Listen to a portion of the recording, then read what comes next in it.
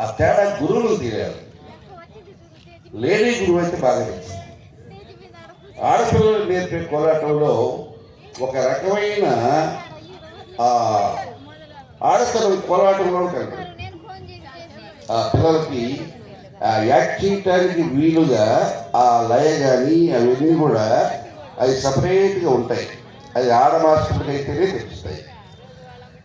ఆ పాటలు ఆ టైప్ ఆఫ్ వ్యవహారం ఉన్నప్పుడు వీళ్ళ బాడీ లాంగ్వేజ్ కూడా మొత్తం మారిపోయింది. చూసేవాడికి ఎంతో ఆనందంగా అనిపిస్తుంది. ఇది నెక్స్ట్ మీకు మంచి లేడీ టీచర్ని పెడతాను, ఓకేనా? కోలాటం లేడీ టీచర్, ఓకేనా?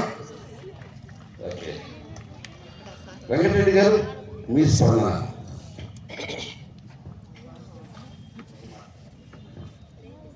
హలో, నేను వ్యవసాయం 2000 సంవత్సరం దాకా వ్యవసాయం చేశానండి.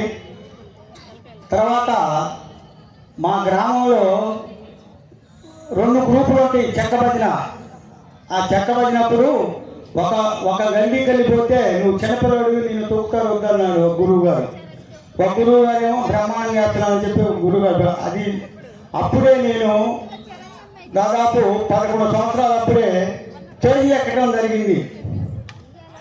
అప్పుడు కాబట్టి మా గ్రామంలో గండి చేసేటప్పుడు నేను గండి ఎక్కడం, ముందుగానే వచ్చి వాళ్ళకి చెక్క నడపడం అలా చేశాను. తర్వాత వారు నన్ను మట్టిలో, నేను పొలం పని చేసేవాడిని, నాకేం తెలీదు. వారే నన్ను తీర్చిదిద్ది ఇంత వారు చేశారు. వారికి నా పాదాభివందనములు చేస్తూ ఈ కార్యక్రమాన్ని మొదలు.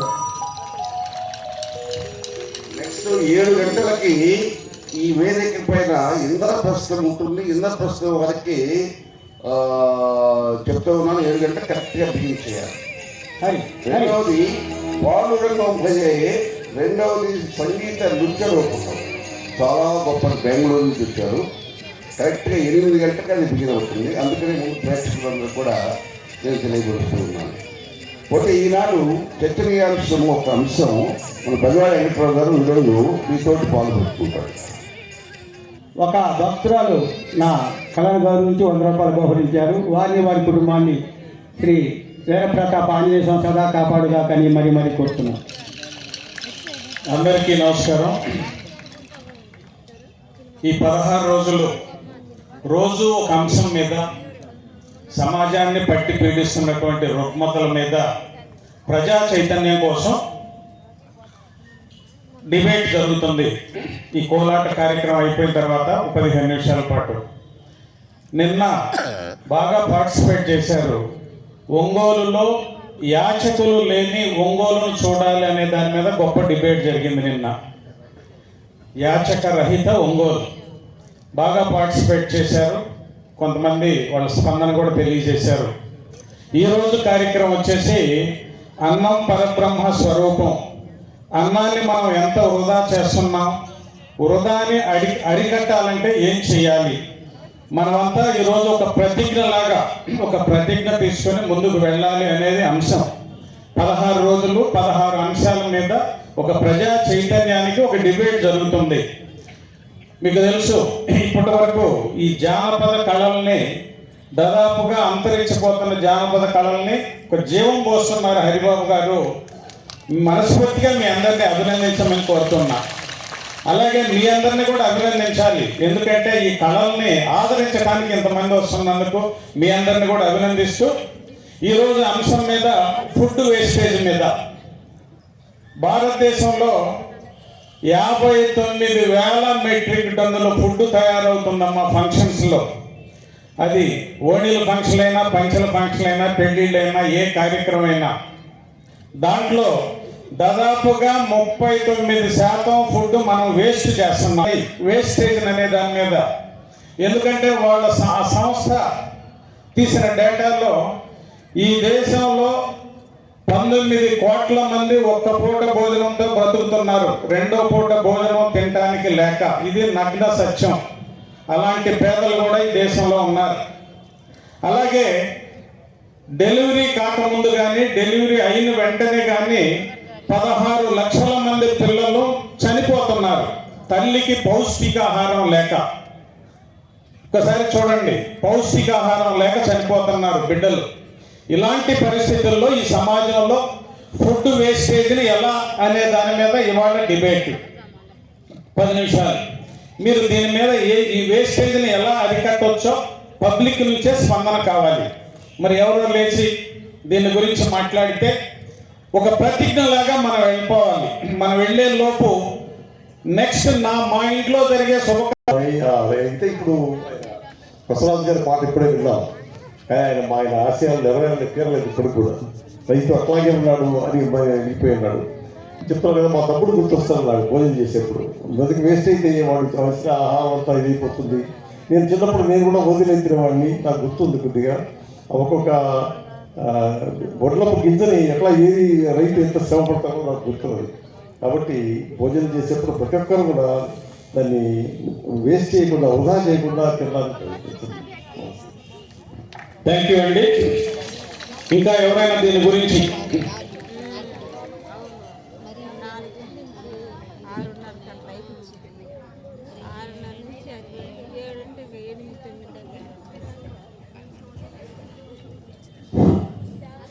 నా పేరు కాంతి నల్లూరి, నేను రిటైర్డ్ హెడ్ మాస్టర్ని. అడిగితే మేము డబ్బులు ఒక సాఫ్ట్వేర్ ఇంజనీర్ హర్యానాలో, ఇది చాలా పత్రికల్లో కూడా వచ్చిందండి.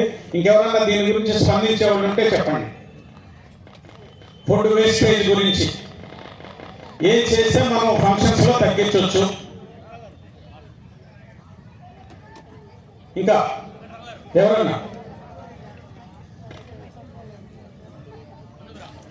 ధైర్యంగా ముందుకు వచ్చినందుకు అభినందించాలండి. మీరు అందరూ ఎవరో ఒకరు ముందుకు వస్తే కదా ఇట్లాంటి సమస్యల మీద రైట్ మాట్లాడతారు. అందరికీ నమస్కారం. మా నాన్నది కూడా రైస్ బిజినెస్, నాకు తెలుసు ఆ విలువ ఏంటో. నా పేరు తనుశ్రీ. నాకు తెలుసు మా నాన్న ఎంత కష్టపడి మాకు తిండి పెడుతున్నాడు అనేది. ఒక రకంగా చెప్పాలంటే మా తాతయ్య కూడా ఈ కారణమే మేము ఇప్పుడు అన్నం తింటున్నాము. ఇప్పుడు ఫెస్టివల్స్ భోజనాలు పెడతారు కదండి, ఫంక్షన్స్లో సరిగ్గా ఉడకకుండా పెడుతున్నారు, మసాలాస్ ఎక్కువ వేస్తారు. ఇప్పుడు ఎన్ని తిండి కూడా మేము ఇబ్బంది పడతాం. మా అమ్మ నిన్న వెళ్ళి కూడా ఇబ్బంది పడింది. వాళ్ళు కరెక్ట్గా వండితే కరెక్ట్గా తింటారు. అది నాకు తెలిసింది చెప్తున్నాను. Thank you. Okay right. పడితే దాన్ని మనం చాలా చులకనగా చూస్తూ వాటిని వేస్ట్ చేస్తున్నాం. అది చాలా విచారించాల్సిన సమయం. నిజంగా అది చాలా బాధాకరమైనటువంటి విషయం కూడా. అలాంటిది లేకుండా ఉండటానికి ప్రతి వ్యక్తి కూడా వాళ్ళ ఇంట్లో ఎంత అవసరమో అంతే వండుకోవాలి.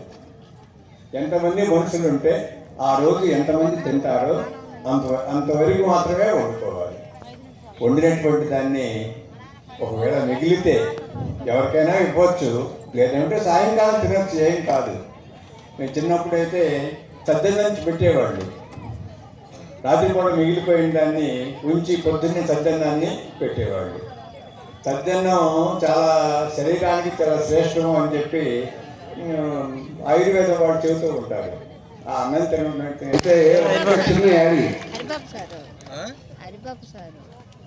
ఒకరిని చూసి ఒకరు బ్లాక్ మనీ వచ్చిన తర్వాత ఎన్ఆర్ఐలు ఎక్కువ అమెరికాలో వెళ్ళిన తర్వాత వేరే ఇక్కడ రకరకాలుగా లంచాలో రకరకాల పద్ధతిలో డబ్బులు వచ్చిన తర్వాత అసలు కొత్త ఫంక్షన్లు ఎన్ని రకాల ఫంక్షన్లు వచ్చినా చెప్పండి. ఇదివరకు ఆడపిల్లల ఫంక్షన్లో విధిని ఫ్యామిలీ చేసుకునేవాళ్ళు, మీకు గుర్తుందా? ఇప్పుడు కళ్యాణ మంటపాల్లో చేస్తున్నాం. ఆడపిల్లైనా మగపిల్లైనా బట్టలు ఇచ్చే ఫంక్షన్ జనానికి ఏం పనండి? ఏం వచ్చండి? ఇది నాకు అర్థం కాలేదు ఇక్కడ కదా. అదేనండి, ఆ బ్లాక్ మనీ వచ్చిన తర్వాత ఈ రైతు పండించిన ధాన్యం కష్టం అని తెలియట్లేదు. నా దగ్గర డబ్బు ఉంది కదా, బ్లాక్ మనీ ఉంది కదా. వాళ్ళు 1000 మందిని పిలిచారు, నేను 2000 మంది పిలవాల్సి పిల్లలేదా? ఆడవాళ్ళకి ఎక్కువ మరి. రెండు కనుక ఒక ఫంక్షన్ చేస్తే అంతకంటే గొప్పగా ఏం చేయాలి? నేను చెప్పిన అన్నెసరీ ఫంక్షన్స్ నేను మాట్లాడుతున్న విషయమా 4 అయినా 5 అయినా ఫంక్షన్ ఏది ఫంక్షన్ చేయాలి, ఏది ఎంతవరకు చేయాలి అనేది ఒక హద్దు ఉంటుంది కదా అంటున్నా. నీ దగ్గర డబ్బులు చేయటమేనా ఈ వేస్టేజ్ మొత్తానికి? రైతు ఎంత కష్టపడితే దాన్ని పండిస్తాడండి? అది అసలు జ్ఞాపకం కదా చేస్తాను. అందుకని నేనంటాను, జీవన విధానంలోనే మార్పు కావాలి, మన లైఫ్ స్టైల్లోనే మార్పు కావాలి, ఆలోచన విధానంలో మార్పు కావాలి. వేస్టేజ్ గురించి మనం ఎంత మాట్లాడుకునే ముందు ఇది చాలా ముఖ్యం. ఒకసారి మీరు ఈ విషయం మీద ఆలోచిస్తారని నమ్మకంతో అది మీకే వదిలేస్తున్నాము. నెక్స్ట్ నాటిక 7 గంటలకు అక్కడ బిగినైంది.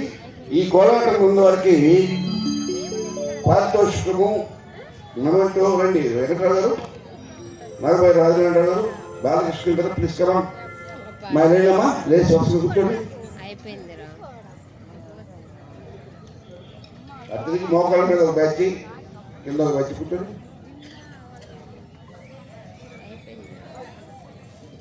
మాస్టర్ గారు రండి, వెంకటరెడ్డి గారు కూర్చోండి. మోకాళ్ళ మీద ఒక బ్యాచ్, తెలీదా మీకు?